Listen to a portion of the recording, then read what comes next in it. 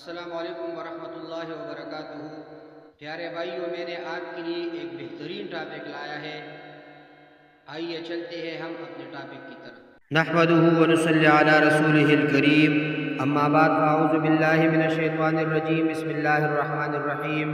السلام علیکم ورحمۃ اللہ وبرکاتہ۔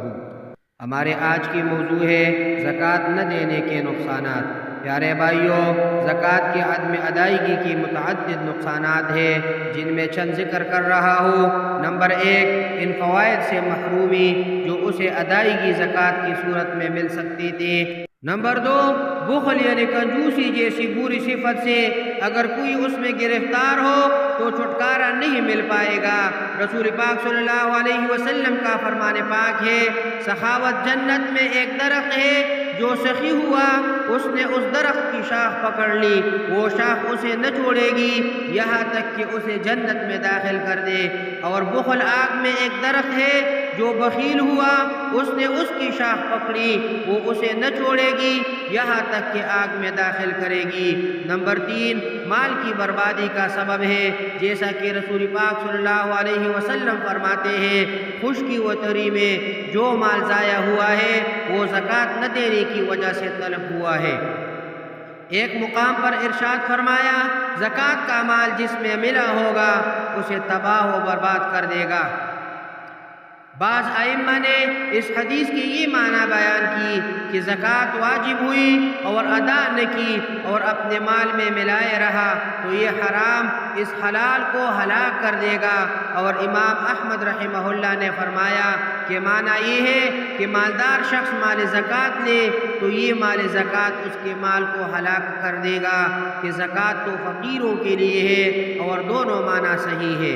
نمبر 4، زکوٰۃ ادا نہ کرنے والی قوم کو اجتماعی نقصانات کا سامنا کرنا پڑ سکتا ہے۔ رسول پاک صلی اللہ علیہ وسلم نے فرمایا، جو قوم زکوٰۃ نہ دے گی اللہ پاک اسے قحط میں مبتلا فرمائے گا۔ ایک اور مقام پر فرمایا، جب لوگ زکوٰۃ کی ادائیگی چھوڑ دیتے ہیں تو اللہ پاک بارش کو روک دیتا ہے۔ اگر زمین پر چوپائے موجود نہ ہوتے تو آسمان سے پانی کا ایک قطرہ بھی نہ گرتا۔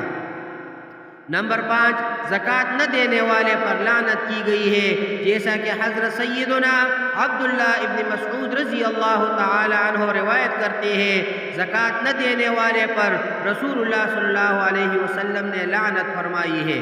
نمبر 6، بروز قیامت یہی مال وبال جان بن جائے گا۔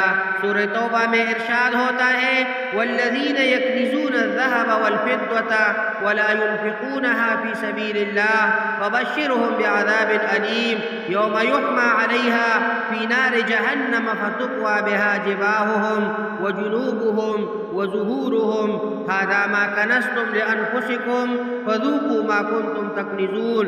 اور وہ کہ جوڑ کر رکھتے ہیں سونا اور چاندی اور اسے اللہ کی راہ میں خرچ نہیں کرتے، انہیں خوشخبری سناؤ درناک عذاب کی، جس دن وہ تپایا جائے گا جہنم کی آگ میں، پھر اس سے داغیں گے ان کی پیشانیاں اور کروٹیں اور پیٹیں، یہ ہے وہ جو تم نے اپنے لیے جوڑ کر رکھا تھا، اب چکو مزہ اس جوڑنے کا۔ رسول پاک صلی اللہ علیہ وسلم کا فرمان ہے، جس کو اللہ تعالیٰ نے مال دیا اور وہ اس کی زکوٰۃ ادا نہ کرے تو قیامت کے دن وہ مال گنج سام کی صورت میں کر دیا جائے گا، جس کے سر پر 2 چھتیاں ہوگی یعنی 2 نشان ہوگی، وہ سام اس کے گلے میں توق بنا کر ڈال دیا جائے گا، پھر اس یعنی زکوٰۃ نہ دینے والے کی باچیں پکڑے گا اور کہے گا، میں تیرا مال ہوں، میں تیرا خزانہ ہوں۔ اس کے بعد نبی کریم صلی اللہ علیہ وسلم نے اس آیت کی تلاوت فرمائی، وَلَا يَحْسَبَنَّ الَّذِينَ يَبْخَلُونَ بِمَا آتَاهُمُ اللَّهُ مِنْ فَضْلِهِ هُوَ خَيْرًا لَهُمْ بَلْ هُوَ شَرٌّ لَهُمْ سَيُطَوَّقُونَ مَا بَخِلُوا بِهِ يَوْمَ الْقِيَامَةِ۔ اور جو بخل کرتے ہیں اس چیز میں جو اللہ نے انہیں اپنے فضل سے دی، ہرگز اسے اپنے لیے اچھا نہ سمجھے بلکہ وہ ان کے لیے برا ہے۔ عن قریب وہ جس میں بخل کیا تھا قیامت کے دن ان کے گلے کا توق ہوگا۔ نمبر 7، حساب میں سختی کی جائے گی، جیسا کہ رسول پاک صلی اللہ علیہ وسلم نے فرمایا، فقیر ہرگز ننگے بھوکے ہونے کی تکلیف نہ اٹھائیں گے مگر اغنیا کے ہاتھوں۔ سن لو ایسے مالداروں سے اللہ تعالیٰ سخت حساب لے گا اور انہیں دردناک عذاب دے گا۔ نمبر 8، عذاب جہنم میں مبتلا ہو سکتا ہے۔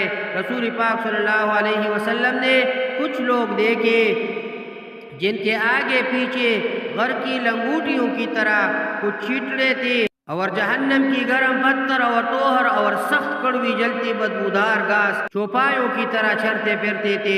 جبرائیل امین علیہ السلام سے پوچھا یہ کون لوگ ہیں؟ عرض کی یہاں پر مالوں کی زکوٰۃ نہ دینے والے ہیں اور اللہ پاک نے ان پر ظلم نہیں کیا۔ اللہ تعالیٰ بندوں پر ظلم نہیں فرماتا۔ ایک مقام پر نبی کریم صلی اللہ علیہ وسلم نے فرمایا زکوٰۃ نہ دینے والا قیامت کے دن دوزخ میں ہوگا۔ ایک اور مقام پر فرمایا دوزخ میں سب سے پہلے 3 شخص جائیں گے، ان میں سے ایک وہ مالدار جو اپنے مال میں اللہ پاک کا حق ادا نہیں کرتا۔ آخر میں بارگاہ پروردگار میں دست بدعا ہو کہ مولا پاک اپنے محبوب پاک صلی اللہ علیہ وسلم کی طفیل ہم میں سے جو صاحب نصاب ہیں انہیں اپنے مال کی زکوٰۃ نکالنے کی توفیق عطا فرمائے، مستحقین تک اسے پہنچانے کی توفیق بخشے۔ اقول قولی ھذا استغفر اللہ لی ولکم ولسائر المسلمین۔